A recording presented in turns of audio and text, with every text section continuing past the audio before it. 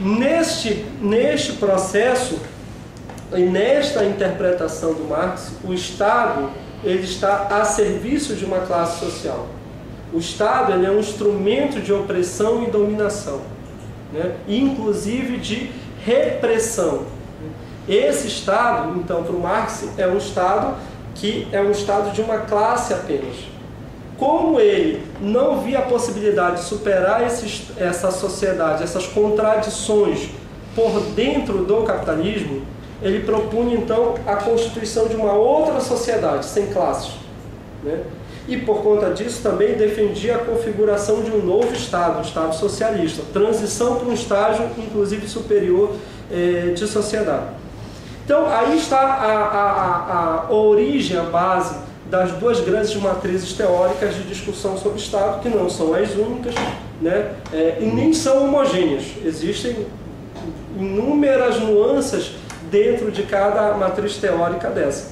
Diversos autores foram dando continuidade a essas interpretações. Por exemplo, do ponto de vista do liberalismo, nós temos o Hayek, temos o Milton Friedman e outros autores mais que vão mantendo essa discussão e as elaborações e a defesa da não intervenção do Estado na economia. Do ponto de vista do marxismo, também há uma vasta lista de autores que têm se debruçado para fazer a crítica ao capitalismo e também ao Estado. Desde o Lenin, né, dirigente da Revolução Russa, passando por Gramsci, Poulantzas,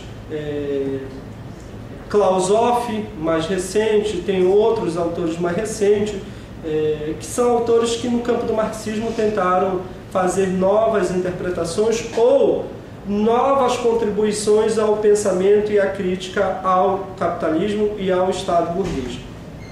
Bom, mas essas interpretações que vão surgindo dentro de cada matriz teórica, de alguma forma também refletem mudanças que estão ocorrendo na sociedade e no capitalismo, especificamente. A matriz do liberalismo ela se tornou dominante no século XIX, né? E muito forte no final desse século, propriamente dito. Então, era o que havia, em tese, de mais avançado, de mais aceito em termos de interpretação da relação entre Estado e sociedade, especificamente a relação entre Estado e mercado. A grande questão é que essa matriz não se sustentou a grande crise do início do século XX, que foi a crise de 1929. Por que não se sustentou? Porque essa matriz acabava não concebendo a possibilidade da crise. Se havia algum indício de crise, ela achava que o problema era que o Estado ainda estava intervindo muito, então o Estado tinha que se retirar da economia. O fato é que quando estourou a crise de 1929, não se viu um outro caminho se não fosse a intervenção do Estado diretamente na economia, né? E daí surge ou ganha notoriedade um autor que vai defender uma outra forma de relação do Estado com a sociedade, que é o Keynes. O Keynes, ao identificar a crise, ele diz o seguinte: diferente do que pensam os liberais, o Estado tem que intervir na economia. Ele tem que intervir na economia para fazer com que o consumo suba novamente, as pessoas passem a consumir novamente, crescentemente, e com isso a economia volte a ter uma espiral de crescimento positivo.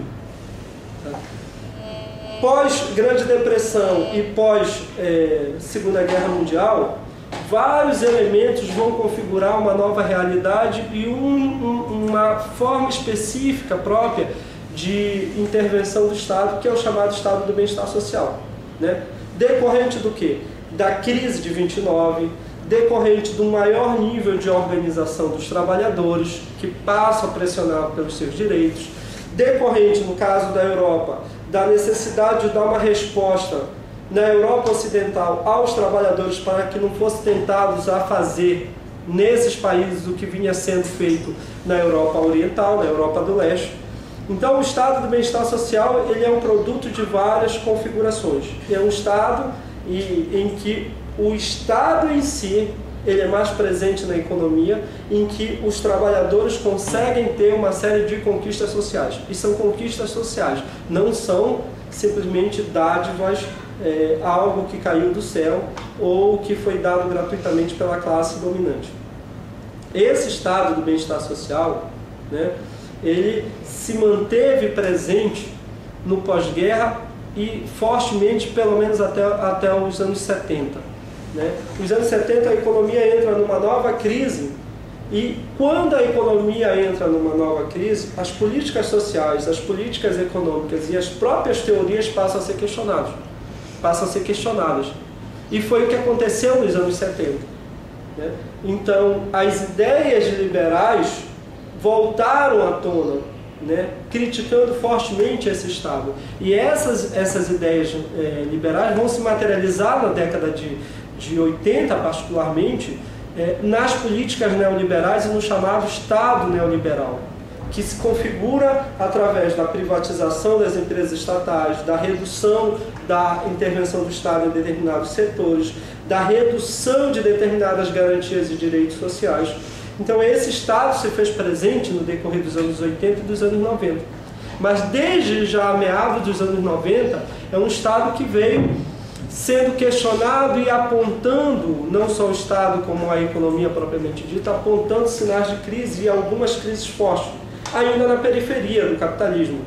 México, Argentina, Brasil, Rússia e alguns países do Sudeste Asiático, entre outros. Mas